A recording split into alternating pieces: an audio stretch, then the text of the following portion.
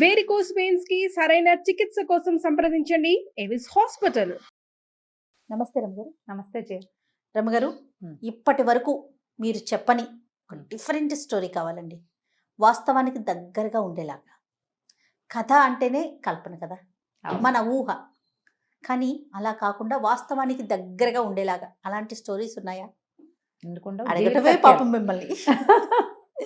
జీవిత సత్యాలు.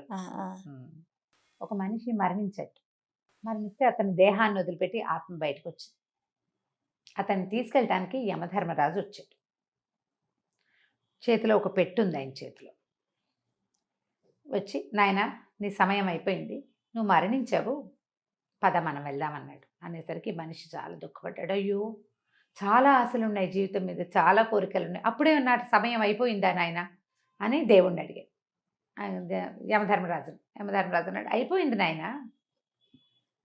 సమయం ఎంత మటుకుందో, నీకు ఆశ, నీ కోరిక, నీ ఉద్దేశం, నీ అభిప్రాయం అవసరం లేదు. ఇక్కడ నీకున్నది అలా సమయం, అది అయిపోతే వెళ్ళిపోవటమే. అది అయిపోయింది, నేను తీసుకెళ్ళటానికి వచ్చాను, పద అన్నాడు. ఆ చేతిలో పెట్టేమిటి స్వామి, నా కోసమైనా తెచ్చారు అన్నాడు. అవునన్నాడు ఆయన. ఏది నా కోసం తెచ్చిన పెట్టెలో ఏమున్నాయి అని అడిగాడు. ఏమున్నాయి స్వామి? నీకు సంబంధించినవి ఉన్నాయి నాయన అని చెప్పాడు యమధర్మరాజు. అయితే నా ఆస్తి, నా భూములు, వాటికి సంబంధించిన పత్రాలు అవి ఉన్నాయా అన్నాడు. అవన్నీ భూమికి సంబంధించినవి నాయన, అవి ఇక్కడే ఉంటాయి. నీ ఆస్తులు, నువ్వు సంపాదించినవి, నీ పత్రాలు అవన్నీ ఇక్కడివే, ఈ లోకంలోనే ఉండిపోతాయి. అయ్యో, అయితే నా ప్రజ్ఞ, నా తెలివితేటలు అవి వచ్చినాయా, అవి ఉన్నాయా ఆ పెట్టెలో అన్నాడు. నీ ప్రజ్ఞ, నీ తెలివితేటలు, నీ తాలూకు ప్రతిభ అవన్నీ కూడా ఆ సమయానికి సంబంధించినవి, కాలానివి. అవి సిచ్యువేషనల్గా. నువ్వు ఒక ఇంట్లో పుట్టావు, ఆ ఇంట్లో ఉన్న వాళ్ళు చాలా తెలివిగలవాళ్ళు, వాళ్ళ తెలివి నీకు వస్తుంది, అది ఆ సమయంది, అది కూడా ఇక్కడే ఉండిపోతుంది. అయితే మరి ఇందులో నా జ్ఞాపకాలు ఉన్నాయా స్వామి? నీ జ్ఞాపకాలు కాలానివి నాయన, అవి కాలగర్భంలో కలిసిపోతాయి. అయితే నా స్నేహితులు ఉన్నారా ఇందులో? నీ స్నేహితులు ఏముంటారు, వాళ్ళు కొంత మటుకే నీతో వస్తారు, వాళ్ళు వచ్చే సమయం అయిపోయింది, నువ్వు సమయం దాటేసావు కదా, వాళ్ళు అక్కడే ఆగిపోయారు. అయితే నా భార్య, నా బిడ్డలు, నా తండ్రులు వాళ్ళంతా ఉన్నారా ఆ పెట్టెలో? ఆయన అన్నాడు, వాళ్ళంతా ఒక నాటకంలో నీతో పాటు ఉన్న సహపాత్రధారులు. నాటకం అయిపోయింది, వాళ్ళ దారిని వాళ్ళది, నీ దారి నీది. అయితే నా శరీరం ఉందా స్వామి అన్నాడు. నీ శరీరం ధూళికి చెందింది, ధూళితో తయారైంది, అది దుమ్ములో మట్టిలో కలిసిపోతుంది. ఇతను ఆశ్చర్యపోయాడు. అయితే ఇందులో ఏముంది, నాకు ఇవ్వండి అని ఆ పెట్టె లాక్కున్నాడు. పెట్టె తెరిచాడు. పెట్టె ఖాళీ, అందులో ఏం లేదు. మనిషి ఏడవటం మొదలుపెట్టాడు. ఏంటి, నాదేం లేదా? పెట్టె ఖాళీయా? నా జ్ఞాపకాలు నావి కాదు, నా ప్రతిభ, నా ప్రజ్ఞ నావి కాదు, నా భార్య బిడ్డలు వాళ్ళు నా వాళ్ళు కాదు, నా స్నేహితులు వాళ్ళు నా వాళ్ళు కాదు, నా భూమి, నా పత్రాలు, నేనెంతో ఆర్జించాను, అదంతా నాది కాదు, ఆఖరికి నా శరీరం అది నాది కాదా? ఈ పెట్టెలో ఏం లేదే, ఏమిటి నాది, ఏది అని అడిగాడు. నువ్వు బతికిన కాలమే నీది, దాన్ని సొంతం చేసుకో. అప్పుడు నువ్వు చేసిన మంచి చెడు మాత్రమే నీవి. నువ్వు తిన్నది, తాగింది, అనుభవించింది ఏదీ లేదు, మంచి లేదా చెడు, వాటిని ఆలోచించుకొని నువ్వు ప్రవర్తించాలి. నువ్వు బతికిన కాలము మాత్రం దాంట్లో నువ్వు చేసిన మంచి చెడులని మాత్రమే నువ్వు తీసుకొస్తావు. శరీరము, భార్య పిల్లలు, స్నేహితులు, డబ్బు, నీకున్న పేరు ప్రఖ్యాతులు ఏవి నీవి కాదు, అవి ఏవి నీతో పాటు రావు. నువ్వు సంపాదించింది మొత్తం వెనకాలే ఉంటుంది.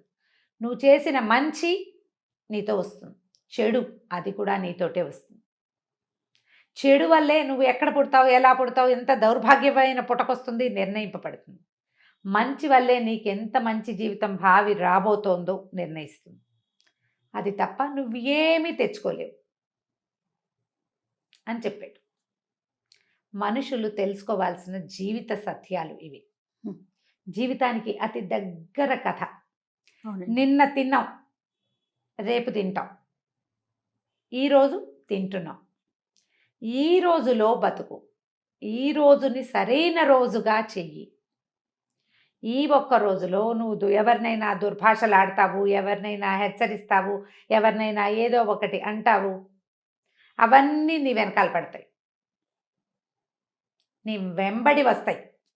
నువ్వు మంచి చేస్తావు, చక్కగా సహాయం చేస్తావు, బుద్ధిమంతుడిగా ఉంటావు, అది నీ వెన్నంటి వస్తుంది. వెంటాడటానికి వెన్నంటటానికి తేడా ఉంది కదా. వెన్నంటి ఉండేది ఏది? ధైర్యం.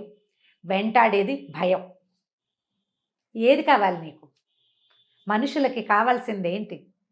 రేపటి పట్ల ధైర్యం కావాలి, మరు జన్మ పట్ల నమ్మకం కావాలి. దానికోసం ఈరోజు సజావైన సరైన జీవితాన్ని జీవించాలి. మృత్యువు తప్పదు. ఎవ్వరూ ఇక్కడ పేటేసుకొని కూర్చోరు. మనం వెళ్ళక తప్పదు. మంచి చెయ్యి, మనిషిగా జీవించటానికి ప్రయత్నం. జీవించలేకపోతాం. మనకి జీవితంలో ఎన్నో ఆటుపోట్లు వస్తాయి. మనం బతికే బతుకులో అసలు మనం మంచి చేసి చేయగలిగే అవకాశం కూడా ఉండదు. ఎట్లా కొట్లా కష్టపడి బతకాలి. మన పొట్ట నింపుకోవడానికి, మనతోటి ఉన్న వాళ్ళ పొట్ట నింపడానికి మనకి సరిపోవట్లేదు అనుకో, ఇక నువ్వు మంచి చేయలేవు. చెడు చేయకు, కనీసం చెడ్డైనా చేయకుండా ఉండు. అదైనా నీ వెన్నుతోడుగా వస్తుంది. అదే నువ్వు పెట్టె నింపగలుగుతావు దాంతోటే. లేకపోతే ఖాళీ పెట్టే జీవితం. ఖాళీ పెట్టెల్ని చేసుకోవద్దు. మానవ జీవితం అత్యంత దుర్లభమైనది. మనలాగానే ఎన్నో లక్షల జీవరాశులు ఉన్నాయి ప్రపంచంలో. మనిషి ఒక్కడికే భగవంతుడు బుద్ధి, జ్ఞానము, హృదయము, మనసు, ఆత్మ ఇన్ని పెట్టాడు. వీటన్నిటినీ సాటిస్ఫై చేయాలి, సరి అయిన మార్గానికి తీసుకెళ్ళాలి. ఇది ప్రతి వాడు ప్రతి క్షణము గుర్తు చేసుకోవాలి.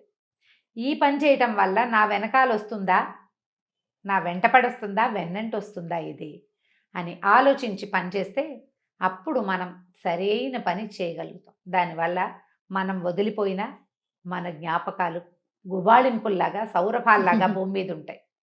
లేకపోతే దుర్గంధంలాగా ఉంటుంది. ఆలోచించి జీవితాన్ని ముందుకు తీసుకెళ్ళాలి. ఇప్పటిదాకా చెప్పని కథ కదా. నిజంగా చాలా చాలా ఆలోచింపచేసే కథ రమ్మగారు. సరిగ్గా ఆలోచించాలి. నిజానికి సీరియస్ మ్యాటర్, కానీ ఇది మనం ప్రతి వాళ్ళు తెలుసుకోవాలి. ఏదో ఒక సందర్భంలో నీకు నువ్వు చెప్పుకోవాలి. ఎంతసేపు ఎవరైనా బోధిస్తారా జయ? ఎవరు బోధిస్తారు? ఎవరైనా బోధిస్తే మనకు నచ్చుతుంది. అయ్యో అన్నం సరిగా తినండి, వేళకి తినండి అంటే నువ్వు ఒక మాకు చెప్తావా అని ఏడుస్తున్నారు. ఎంతసేపు నువ్వు ఇవే చెప్తావు, నీకెందుకు? ఇలాంటివే. మంచిని కూడా తీసుకోలేరు. నీకు నువ్వు చెప్పుకునేడు కనీసం. మనకే మనం చెప్పుకోవాలి.